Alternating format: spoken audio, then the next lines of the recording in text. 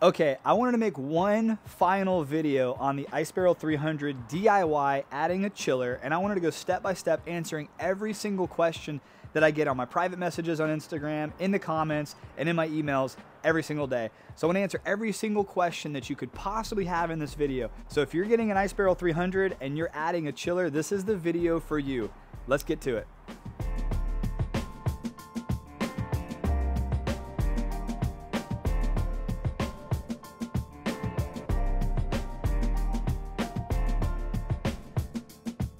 So first things first, let's talk about all the parts that you're going to need. I also have kits down in the description below to make it super simple for you, whether you're going with an Active Aqua 1/4 horsepower, 1/2 horsepower, 1/10 of a horsepower, which some people have done, I don't recommend it, or the full 1 horsepower, which is what I'm gonna be using in today's video.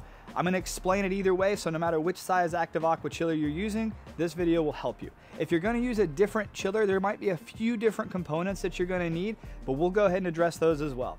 First things first, you're gonna need an Ice Barrel 300. Now, if you already have one, great. If you're looking to get one, and this is kind of an exploratory video for you, and you wanna see what it is that you're gonna need, an Ice Barrel 300 is Ice Barrel's newest barrel. It's fully insulated, comes with a huge lid, a seat down inside, armrest. It's very comfortable. I have a whole video where I review this thing in depth.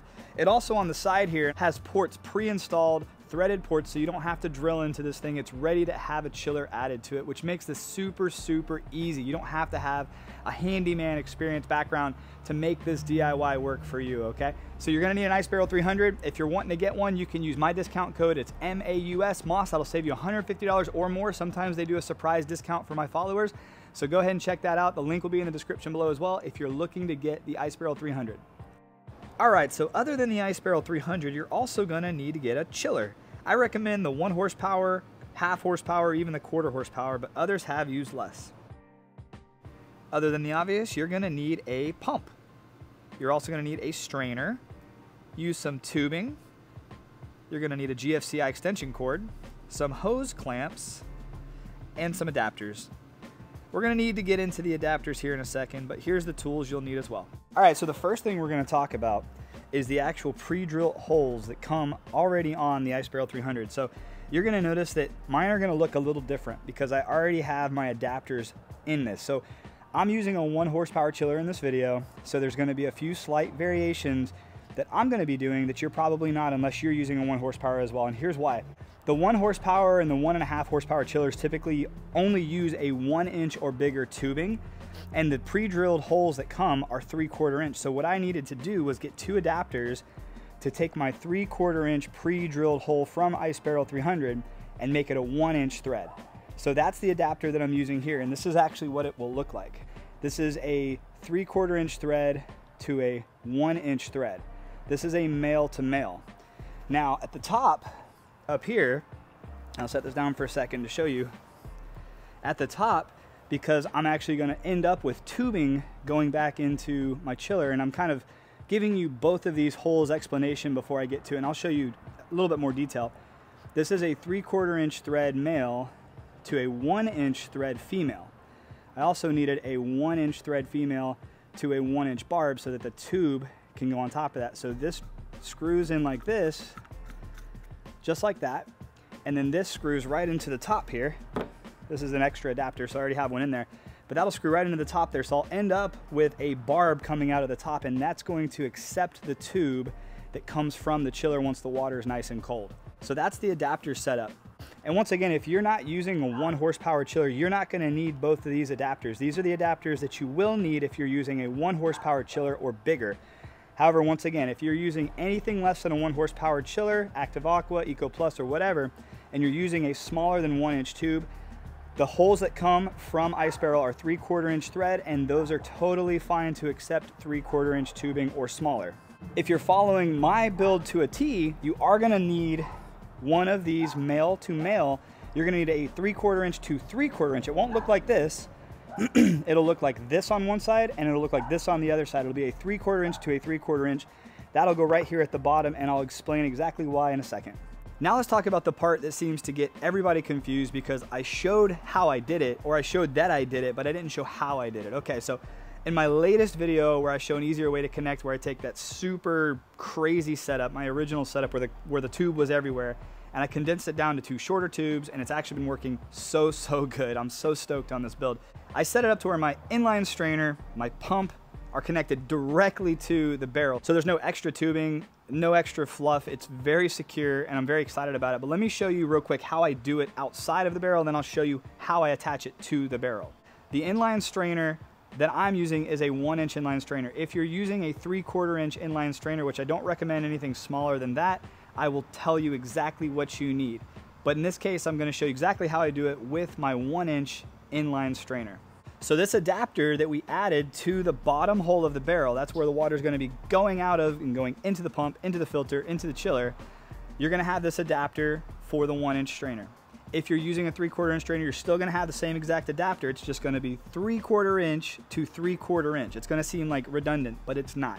3/4 inch male, 3/4 inch male to go into your 3/4 inch strainer if you're using anything less than a 1 horsepower. If you're using a 1 horsepower like me, 1-inch strainer, 3/4 inch to 1 inch. And here's what's gonna happen. You look at the arrow on the top of the strainer, that's the water flow. So you're gonna actually screw the male end into your inline strainer, leaving you this piece. This is the piece that you're going to screw in to the bottom of your barrel. Now, whether you already have it on the bottom of your barrel, because like I already have mine, or if you don't, you're gonna be screwing this strainer directly into the bottom of the barrel, into that adapter. Now, once you have that adapter set and your strainer set, this is where it gets tricky, so pay attention. Now we're gonna take our Active Aqua submersible pump. This is how it looks. And if you notice in the video, mine looks a lot different. Let me show you why. All you do is you crack off the front piece. Now this is a filter, so when you're using this as a submersible pump, this is a pre-filter that's going to keep any of the debris from going into your pump. This is another reason why using a strainer is going to be important. You wanna use your strainer before your pump to prevent any debris from making its way into the pump, jamming it up, causing any kind of issues, okay? So this is what your pump's gonna look like. It's gonna look a little funky. You're gonna see the fans, you're gonna see a lot of stuff going on in there, right? Now you are gonna wanna make sure that you have the correct size tip depending on the size tubing that you're using. So I'm using a 1-inch tubing, this is a 1-inch tip. So I'm gonna be able to put my 1-inch tubing directly on top of this, and this is gonna suck the water out and going into the chiller. So once you have the correct size tip on the top of your pump, let's make sure that we can connect the front of the pump directly to our strainer. And here's how we're gonna do it. This is the piece that I pulled off of my pump. Now the cool thing is, it's a quick connect. All you do is you slide it on there like this, and you slide it literally 1/2 turn. Now inside the front of your pump is a 3/4 inch thread, female. So this is another area you're gonna want this adapter. You're gonna want that same adapter. Once again, if you're using a 1-inch or a 3/4 inch, you need to make sure you have a 3/4 inch right here. And if you're using a 1-inch strainer, the 1-inch thread to go into your strainer. And I'll show you exactly how to do that. So this is the side that goes into the barrel. This is the side that goes into the pump. I'm gonna flip it around to show you. So I'm gonna screw in my 1-inch male thread into the strainer. I should kind of look like this. This is how it should look. It should look almost identical on both sides. And once again, if you're using a 3/4 inch, you're still gonna look the exact same. You're gonna have a 3/4 inch thread and a 3/4 inch thread sticking out because one side's going into the barrel, one side is going into the pump. Now, all we do is we screw the pump side into the front of the pump. Once we have that, I like to have the strainer facing up because then I can see when it's time to change it out. It's also a lot easier to drain. Side note, I've had a lot of people ask me, how do you drain it since you took the spigot off? You literally just unscrew the canister here and all the water is gonna come out, and it's a great opportunity for you to clean out your strainer. So you're not gonna need an extra adapter. I tried all that and you don't need it. I realized this works just great, so I didn't need to do anything else. So now, finished product, this is what we should be looking at. It's very sturdy. We should have a 3/4 inch thread coming from the barrel itself, going into our strainer with the arrow pointing towards the pump, going into another one of those adapters that's going into our pump. Now we're all set up, and now we're able to put this onto our barrel and put a tube connecting to the chiller. And I'll show you exactly how to do that.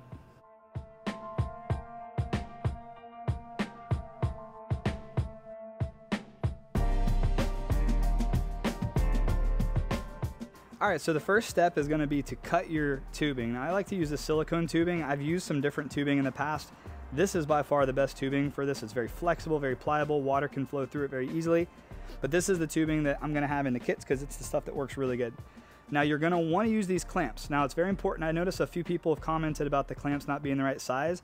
The clamp should be the right size. You always wanna go about 1/4 to 1/2 inch bigger than the tubing you choose.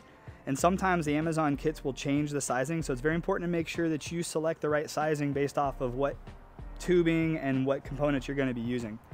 So you want to go ahead and put one of these clamps on top of the silicone tubing, and you're going to want to shove it, hold your pump. It doesn't take much force. You're going to want to put it on top, and this is the time where you're going to want to use just a flathead screwdriver, and you're going to want to just secure it on there about a centimeter or just about a ½ inch above the base. Doesn't take a ton of force to hold that thing on there. Now all you're going to have to do is take the other side of your tube with another one of these clamps, slide it on, and you're going to want to put it on the back hole on the 1 horsepower, which is, it says in. There should be stickers that say in and out. So we're going to put this on the in, slide it over that tip. Once again, the 1 horsepower only allows for a 1-inch tubing. Everything else will have different size tips, so you get to choose. And then you're going to do the same thing. You're just going to secure your clamp, keeping that hose on there nice and snug. And what's cool about that too is the silicone is actually going to pull up and kind of help hold up the pump itself. Now I've had people ask, hey, should we build a box, put a brick underneath? You can do that, absolutely. Depends on your setup. If you're gonna have kids and pets and animals running around, you definitely don't want anyone to step on that because it probably will snap. These are just plastic PVC components. So it's definitely up to you. I would recommend it, but it's totally your call. I'm not gonna do it because I haven't needed to. If I do need to, that's gonna suck. But yeah, that's kind of the story that I'm sticking to. So I cut this at just over 2 feet of tubing. As you can see, I could probably cut a little bit more. So that's where those scissors are gonna come in play. If you want to cut your tubing, trim it down at all, you totally can. You don't need a ton of extra tubing, but you don't want it to be too tight to where there's a kink in your tube so that the water doesn't flow through. So right now, based off of this, when I fill up my barrel, the water should fill up into my pump so I don't have to worry about purging water into it. It should be totally fine. Once the water gets to about halfway up the barrel, I should be able to turn it on because water will go ahead and make its way into the pump. Now here's one thing to consider, and this is why I like this clear strainer. When you see the water in the strainer, that means there's water also in the pump. If you don't see water in the strainer, I would recommend unscrewing the top of your in and letting the air purge out as the water's filling in. The reason you want to do that is to prevent your pump from burning out when you turn it on. It shouldn't burn out, but you know, that's just one of those precautions. Just make sure there's water in the pump before you turn it on. Otherwise it'll just whine, be loud, potentially could burn out. You don't want that to happen. So the reason you let this off is because the air will then push out as the water's coming in. If you leave this screwed on, there's a chance that there's going to be some air pressure and it's going to keep the water outside of your pump. So you want to make sure that you do that before you turn this on. At this point, you should be totally connected. You should have your adapter going into your strainer, going into another adapter going into your pump, with your tip going into your tubing, with your 2 clamps going into your chiller. Now the easiest part is connecting your tubing from the chiller going back into the barrel. Let's get to that. All right, so same thing, you're gonna wanna go ahead and pre-cut. I cut this to just over 1 foot. Once again, it just depends on how far away you're gonna have this. Cool thing is, I've seen people who keep their chiller inside. I've had mine outside since the day that I had it, and my 3/4 horsepower chiller that I had for over a year, I also had outside. I know it says recommended for inside use. I'm sure there's a reason, but I've had 0 issues with mine being exposed to the elements here in Florida. Obviously, make your own decision, play at your own risk, but everything's been working great and I've had no issues.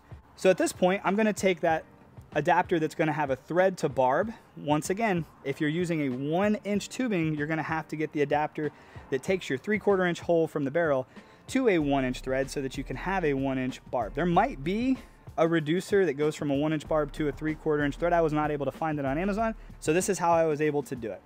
So now I'm gonna screw that tip in, take it out, get in there nice and tight. We're gonna take our clamp, put it over top the tube, slide it on that barb. We're gonna tighten it with our screwdriver. You don't have to use a power drill. This doesn't take much force to make it work. We're gonna take our last clamp. So you only need 4 clamps with this setup. Take our last clamp and we're gonna slide it on. Scoot this over a little bit. Slide it on there. And then we're gonna screw this in, make it nice and snug, but not too tight. And now we're set up. This is how it should be looking. You should have everything set up now. This is where I would go ahead and make sure that you have it. This is not where I'm gonna have mine. I just wanted to put it in a place where it's easy for everybody to see all the components. So let's do a quick recap. We've got our Ice Barrel 300 with 3/4 inch pre-threaded holes ready for us to attach. We've got an adapter that's a male thread to a male thread, regardless the size, going into our strainer. We have that same adapter, male thread to male thread, going into the front end of our pump once we take the front of our Active Aqua. With that perfect spot ready to accept the 3/4 inch threaded adapter, we're gonna add our barb that comes with our Active Aqua pump, have that going into our tube. Our tube's gonna go into our chiller. Then our chiller is going to go back into our barrel using a thread to barb adapter, a few hose clamps, 4 hose clamps to be exact, and we're ready to roll. We're off to the races. So at this point, this is where I'm gonna use a hose filter to pre-filter the water that I'm putting in here, because when you put clean water in at first, it's gonna help keep that water cleaner longer. I do also recommend you use Ice Barrel's Water Stabilize. I'll put the link to that in the kits and in the description below. That has been a game changer for me in all of my plunges. I'm usually someone who recommends using hydrogen peroxide and ozone. As you see, I don't have any ozone, I don't have anything on this barrel. I've been using the Stabilize and it's been keeping my water crystal clear. I still do use ozone in my other plunges and I'm going to continue using it when I need, but I haven't needed to use it on this yet, so I'll keep you guys updated on that. So one last little piece I highly recommend is using a GFCI extension cord just to give you that extra little layer of protection. Now the cool thing is you're not gonna have any electrical components inside the water with you, so that kind of reduces the risk of shock or reduces the risk of electrocution, which is great, but play at your own risk. Obviously do your own research, make sure that everything is set up and you don't have any craziness happening. And if you're super cautious, just unplug everything and turn it off when you get in. Haven't needed to, everything's been working totally fine and I haven't been shocked yet, so praying that it doesn't happen. I hope this video was helpful for you. I hope I was able to answer all the questions that you might possibly have if you are adding a chiller to your Ice Barrel 300. If you have an Ice Barrel 400 and you want to add a chiller, I have a very easy to follow DIY video on that as well. I'm going to post it at the end of this video so you can check that out if that's something you want to see. If you have any questions at all that I did not answer, please post them in the comments below and I'll make sure to answer that for you. Try to make this the easiest DIY you've ever done. Once again, I have the kits down in the description below if you want to do a 1 horsepower setup just like this, which is a little overkill for the 300. The insulation does make a massive difference, so you don't really need the 1 horsepower. The thing is, these things sell out fast. Every day I'm having someone reach out to me saying, hey, the 1 horsepower is not on Amazon anymore, or hey, the 1/2 horsepower is not on Amazon anymore, or hey, the 1/4 horsepower is not on Amazon. It's crazy. Like, cold plunging is becoming extremely popular and these chillers are selling out very, very fast. Now there are other chillers on the market. I don't recommend most of them. There's a lot that are made very poorly and I have heard some horror stories. So if you see me not recommending a chiller, it's because I've heard bad things. Never heard a bad thing about Eco Plus, never heard a bad thing about Active Aqua. I've used both, had 0 issues with them. So I try to keep it simple. If it works, then I'm just gonna keep on using it. If it doesn't and I hear bad things, I'm probably gonna stay away from it. But hey, there's a lot of options out there and I encourage you to explore those options and do whatever's best for you. I hope this video was helpful. I appreciate you guys for watching. Check those links in the description below. Get yourself an Ice Barrel, go get cold. Have a great day, guys. I'll see you on the next video and God bless.